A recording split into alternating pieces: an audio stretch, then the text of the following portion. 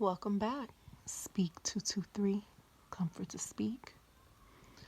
We left off on triangulation. Now, as I told y'all before about there's levels to this. So if you watched some of the previous videos, for my people perish with lack of knowledge. But the thing about this particular knowledge,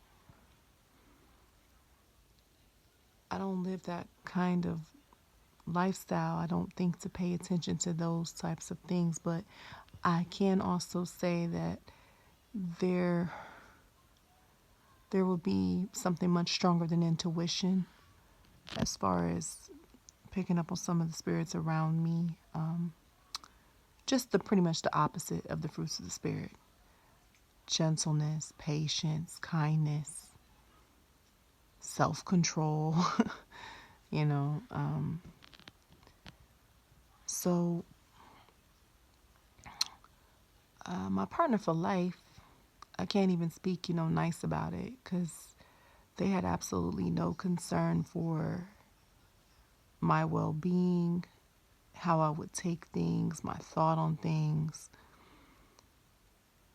And I'm not going to hold y'all, and I'm not going to lie to y'all. I was very understanding.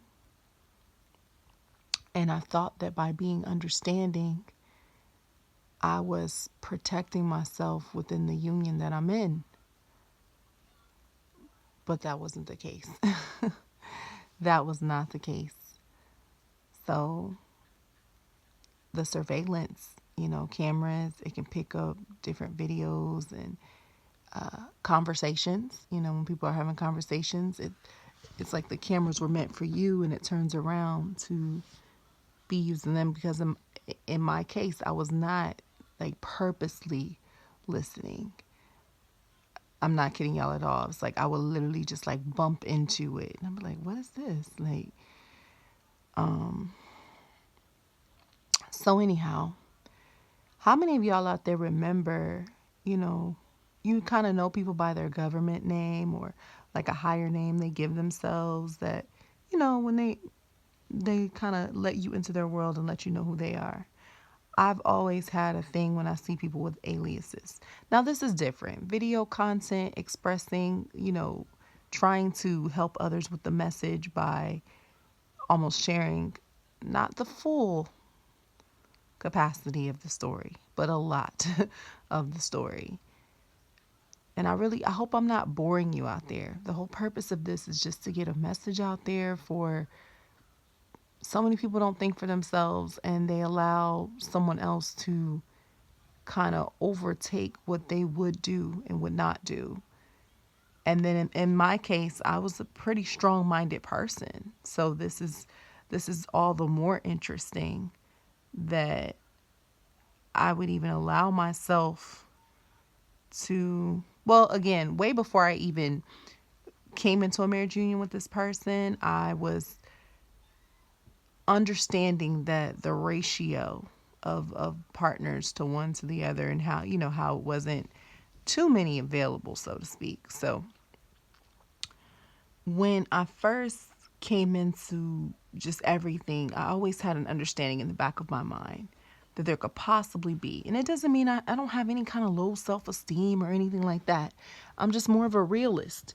And I knew the possibility of my partner for life possibly bumping into someone one day, or, a drunken night or something off like that. But there was nothing that could, well, God could, maybe if I would have just stayed in tune. But preparing me for this was, I mean, y'all, I really have no words. That this was not called cheating. I always say, I'm like, you can't call this cheating. This was an everyday reoccurrence, expectation. It's like you're in this, you're in a union, like you're in an actual marriage union with me, but it's almost like you're in a union with me, but like married to self. And every single time you leave the house, and this is what's really crazy, y'all. Imagine all of this all of this going on, but your partner still being lifted up the way that I was lifted up, the way that I was talked about or expressed from my partner for life's mouth, you would think they didn't need anyone else but me and the higher being of God.